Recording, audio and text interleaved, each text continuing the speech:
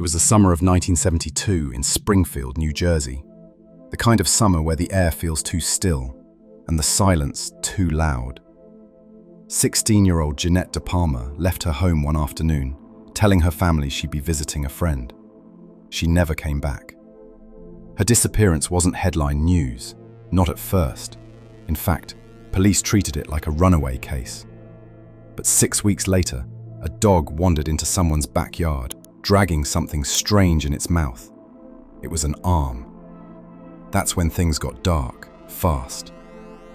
Authorities followed the trail to a rocky cliff known locally as the Hudai Quarry. But the locals had a different name for it.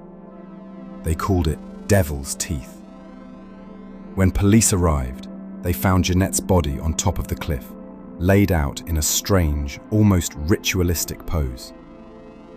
She was surrounded by a circle of makeshift wooden crosses, stones, and strange branches arranged unnaturally around her. Her cause of death? Inconclusive.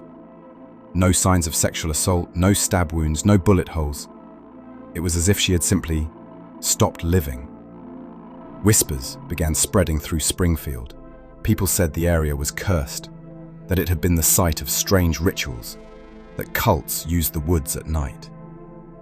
Teenagers swore they'd seen fires dancing in the trees, shadowy figures watching from behind the rocks. Even the police grew uneasy. Many of the investigators refused to return to the site. They said it felt wrong, as if the land itself was keeping a secret. The local newspaper, the Suburban Trends, reported rumors of witchcraft and satanic worship. But here's where things get even stranger. Not long after the story broke, those reports were retracted. Not corrected, retracted. And then the evidence? Most of it gone. Photographs of the scene? Missing. Police files? Misplaced. Witness reports? Lost in the shuffle. Almost like someone didn't want the truth to come out. Jeannette's family begged for answers, but the case went cold, officially unsolved. And yet, people kept talking. Some say a local cult had marked Jeannette for sacrifice. Others say she witnessed something she wasn't supposed to see and was silenced. And a few believe the land itself took her, that something ancient and evil still lingers at Devil's Teeth. 50 years later, the mystery still haunts Springfield. But the real question remains: what happened to Jeannette DePalma? And why has no one ever been held responsible?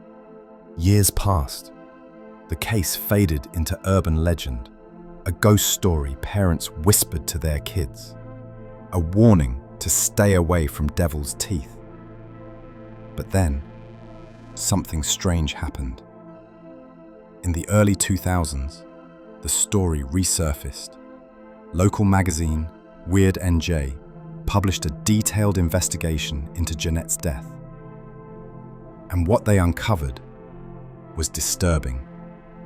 They spoke to former detectives, old neighbors, teenagers who had grown into adults with secrets they never shared. And all of them said the same thing. Something about this case had never felt right. One former police officer admitted, off the record, that they were told to stay quiet. That pressure had come from high above, and that's when a new theory emerged. What if Jeannette didn't die because of a cult, but because someone with power wanted her gone? Think about it. The missing files, the erased photos, the retracted articles. This wasn't just poor police work. It looked like a cover-up. But why? Some believe Jeannette may have been in the wrong place at the wrong time, possibly witnessed something criminal, maybe tied to local officials, or worse. Others think she might have had connections to people involved in drugs, or rituals, or something no one dared put into words. And the quarry? It became a magnet for ghost hunters, conspiracy theorists, and horror fanatics. But none of them found closure. Because there's nothing left to find.